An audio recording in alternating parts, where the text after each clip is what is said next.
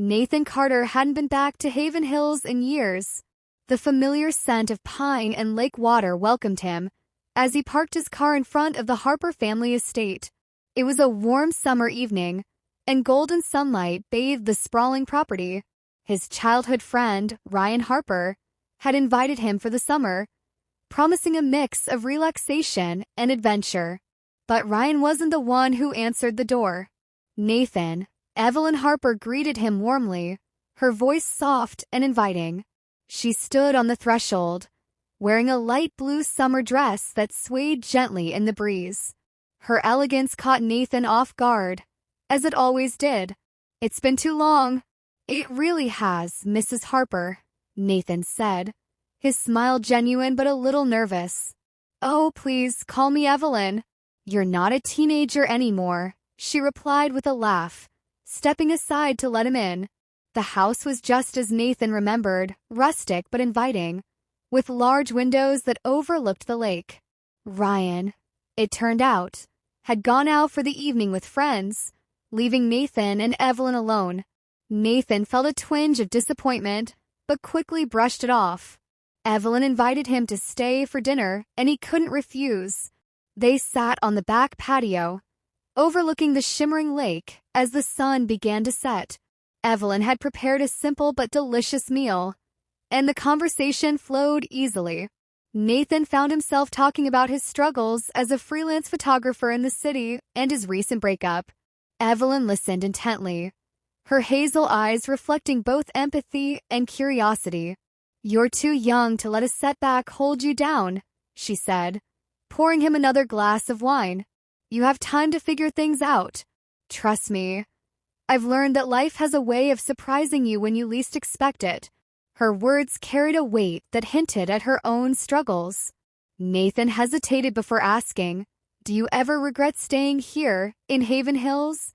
It must feel quiet." Evelyn smiled, but there was a flicker of sadness in her expression. "It's not the place, Nathan. It's what you make of it. After my divorce, I thought I'd lost everything. But in time, I realized that solitude can be a gift, too. It forces you to face yourself." Nathan admired her openness. There was a strength in her that he hadn't noticed before, and it intrigued him. They lingered on the patio long after the meal was finished, the conversation growing deeper and more personal. As the evening wore on, a comfortable silence settled between them. Nathan found himself studying Evelyn's face, the way her hair caught the fading light, the grace with which she carried herself. She wasn't just Ryan's mother. She was a woman with her own story, her own desires. When she caught him looking, she held his gaze for a moment longer than necessary. A flicker of something unspoken passed between them, and Nathan quickly looked away, unsure of what it meant, or what to do about it. The night ended with polite goodbyes, but as Nathan lay awake in the guest room, he couldn't shake the feeling that something had shifted. The days at Haven Hills stretched lazily into weeks. With Ryan often preoccupied, Nathan found himself spending more time with Evelyn. It started innocently enough, helping her carry groceries, fixing a loose deck plank, or sharing morning coffee on the patio. Their conversations grew richer, filled with laughter, confessions, and subtle glances that lingered a second too long. One warm afternoon, Evelyn suggested a walk along the lake.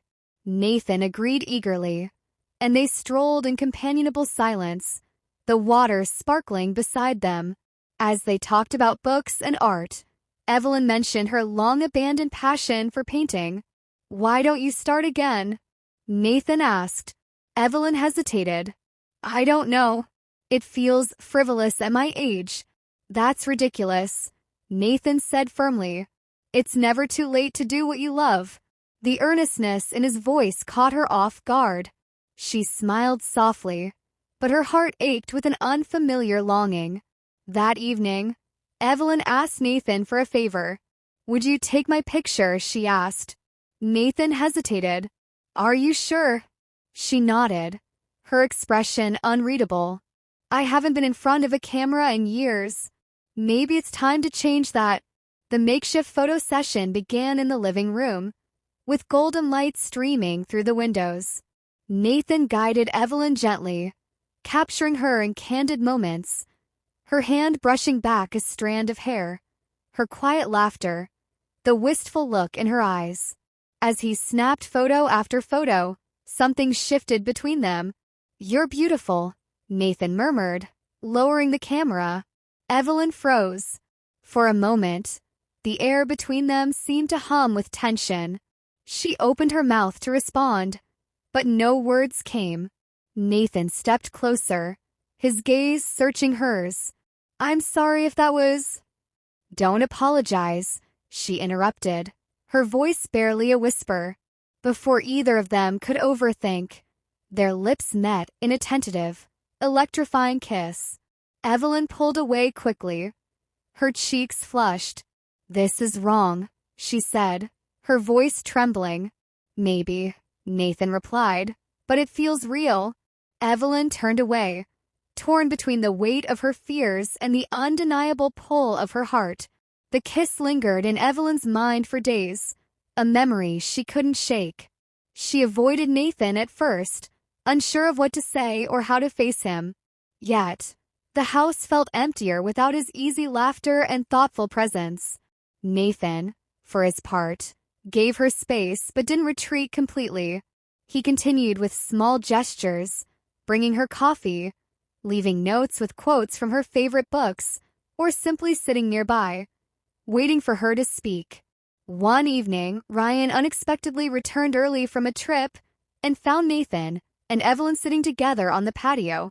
The scene was innocent enough, but Ryan noticed the way they seemed to exist in their own world. His suspicions grew when he found a photograph Nathan had taken of Evelyn. An intimate, candid shot that captured her vulnerability and grace. "Is there something going on I should know about?" Ryan confronted Nathan the next morning. Nathan hesitated, but Evelyn stepped into the room before he could answer. "Ryan, sit down," she said firmly. Her voice was steady, but her hands trembled slightly as she explained. She spoke honestly, admitting her feelings for Nathan and acknowledging the complexity of the situation. Ryan's face hardened as he listened, his jaw tight. "You're my mother," he said finally, his voice thick with emotion. "And Nathan's my friend. How am I supposed to be okay with this?" Evelyn's eyes softened. "I don't expect you to be. Not right away. But I need you to understand that this isn't something I planned or took lightly. For the first time in years, I feel alive." Nathan spoke then, his voice calm but firm. "Ryan, I care about your mom. This isn't a fling. I'd never do anything to hurt either of you." Ryan stared at them both before sighing deeply. "I need time," he said, leaving the room. In the days that followed, the tension began to ease. Ryan didn't fully approve, but he saw the light in his mother's eyes and the sincerity in Nathan's actions. Evelyn and Nathan chose to move forward slowly, their bond deepened by the trials they faced together, ready to embrace whatever came next.